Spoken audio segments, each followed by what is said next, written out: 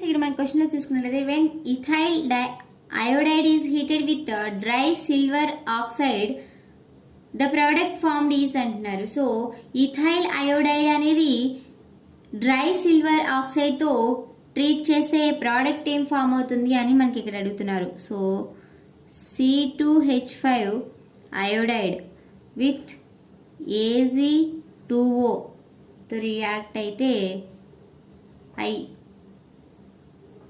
C2H5. So this is a coupling reaction అని చెప్పొచ్చు. So coupling అనేది జరుగుతుంది ఇక్కడ. సో కప్లింగ్ రియాక్షన్ అని చెప్పొచ్చు.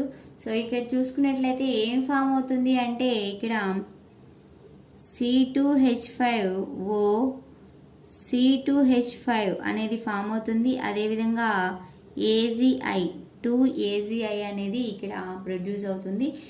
Silver iodide and diethyl ether is a product. So మనకి ఇక్కడ ఇచ్చిన వాటిలో డైఇథైల్ ఈథర్ అనేది ఇక్కడ చూసుకున్నట్లయితే alcohol, carboxylic acid, aldehyde and diethyl ether అనేది ఇక్కడ డీలో ఉంది. So D is the correct answer for this question. Thank you friends.